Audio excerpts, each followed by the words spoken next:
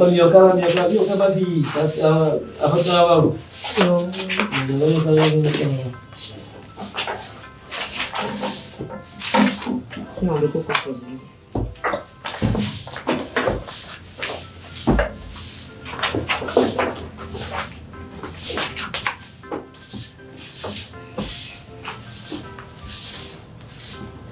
a 8 ans, il y a l'envers, va te retirer voler. Ah oui, pourquoi? Elle a tes gars aussi. Yo kan ya tuh beran, yo kan ya tuh beran.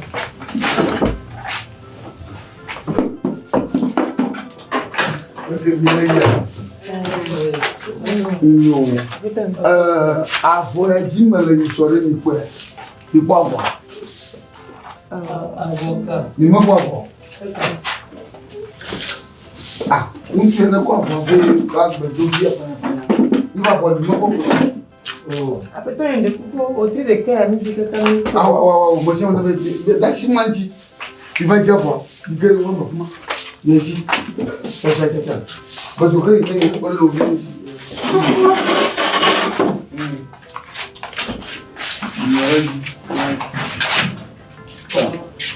Então, a comida. Não vai de.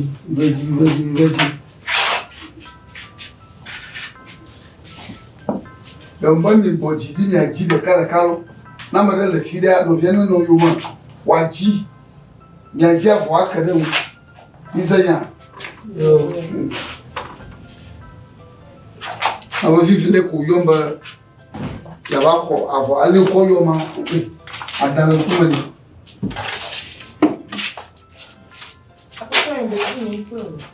ni banya bobo mi ji wa me ko wa yi kaka to bobo yi ba gbo ha bí kò ti gbọ́dọ̀ ní ẹ̀jí wọ́n ẹ̀ ah ẹ̀yìn àfọ̀gbọ̀ mú rẹ̀ mo máa lè gbẹ́yẹ lẹ́kọ̀ọ́ máa wọ.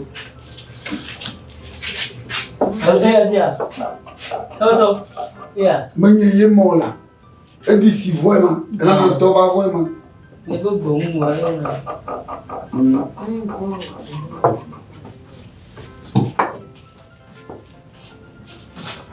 Kaka mu yi kaka mu.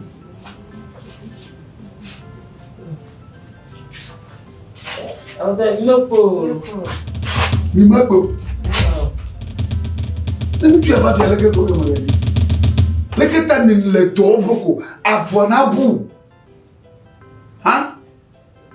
Ama ya wi elivie ti mu de ka klo ndo ya. Leke mi oge. Alu ayo mendia. Leke mi oge ha ma ya biani. Leke mi oge. Fuseni, makara jiba le po afonya dari no me. Ni ba nya ali ne yoma ina nya amale jiba. Yo pa. Nya ka hin. Nai. Jole nai. Tete man na nyiro ma Fuseni. Afomo so le ngekene ni ya. Koshira ne ni ya. Jim ne ni ya. Pole. De ngule kwa masubu. Obo longu koleji. Ya mo fa se mo na oji banko. Esa. Oji Fuseni moto. Fuseni. Moto la. Fuseni. Ji ona jemala. So abonya no maju. Tete afomo so afomo ni nyara kwa ji to ko owo bi tu pi aso bi afoji kwa e mo to po a. Oh.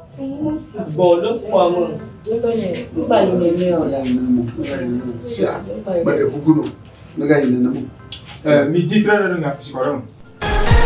Ah? Ya wala ko ni ko. Mi di trainer na psikologo. Tellement les filles origna tellement tellement bien sûr. Ngeli. Na gba le psikologo kan wona. Avonye. Ni ba o. Angonia. Ela ko mi so gbogbo re tomolo tomete lo pa ya lo. Enu jolo kale onu jolo mi jaye. Mi jaye. Enye ba bo. Petit. So sara.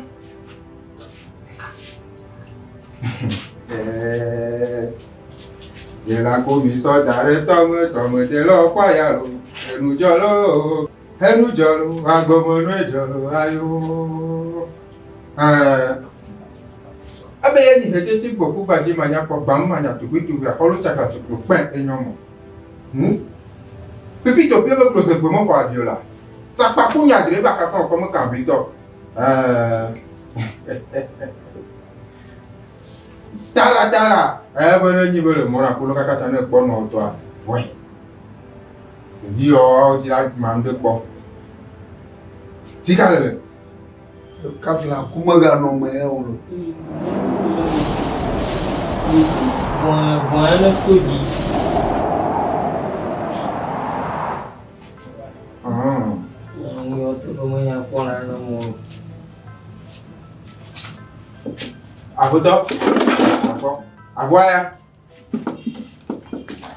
Oh, avoir ma. c'est qui mon là? Le avoir le quoi mais? Avoir les gens me fait coller que. Mais qu'est-ce que tu vas voir le ma? Ah le tu blanc. Ah, comment tu vas dire? Ok, tu as les mots soblés. Il n'y va voir. On ne m'a commis on est à vivre chani. T'es une blague. Non, je me pas voir me la couleur. Elle a quoi ma fille? Sur le couple sur la bleue. Dis-moi pour moi. Ah voilà quoi bon. Ah quoi bon. Petit, tu m'as mis pas de dans la boîte.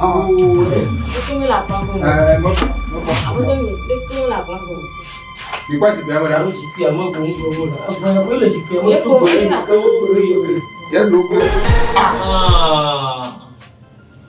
Ah, ouais ma. Ah. Oh. Mais qu'est-ce que tu vas voir? Mais qu'est-ce que tu vas voir? Ah. Hein? Mais qu'est-ce que tu vas voir? Il y a d'autres que tu vas voir. Mabari, nyama kawecho mba make tu afoya. Make tu. Apoto. Make tu afoya. Agbeni ma fi so afoya. Yesu va table dans la kumaro. Autant de kun da suwa, va mo be aukelita, ni te sonyo ina mso. Oh. T'as nema mi do avec le même. Ah, le bavon. Amaganye. Merci. Me kwa afo. Wa kai. Ale o lere. Mango boachi afo ko mo yire. Na ma yo na fa. Na me gbo jiji o. Ni bavon ya. Merci.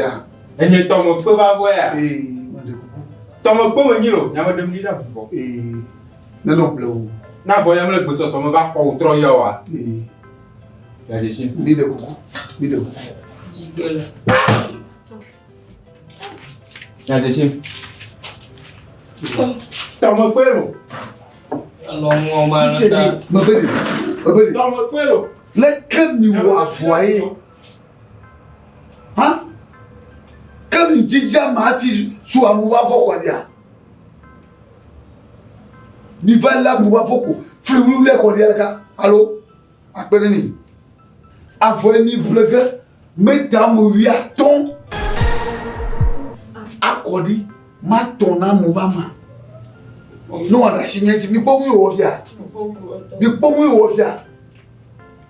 Yamakan, avoir le mien, mais tu n'es pas quoi. Il y a le plus de choses. Depuis que tu as vendu, tu as vendu. Mon report au Cameroun à toi. Qui me dit à l'homme, Robert. Et qui me tient soyons. Il y a mon global. Ne m'a dit mon propre pour le golo. Baba meta mo ya to kaka achua. Ne ba do asinyama.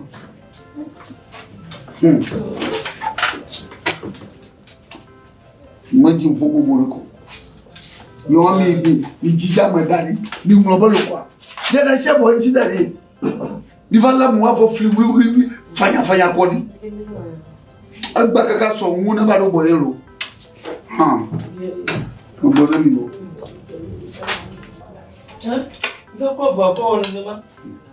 Imagine beaucoup pour le colo. Il va ne va pas bien mon bon. Il va quartier. Il va quartier.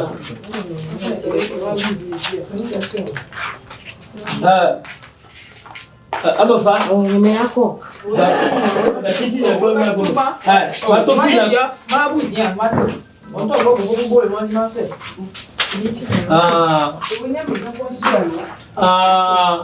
Ya nye kuna. Sue me aku. Ya nye kuna.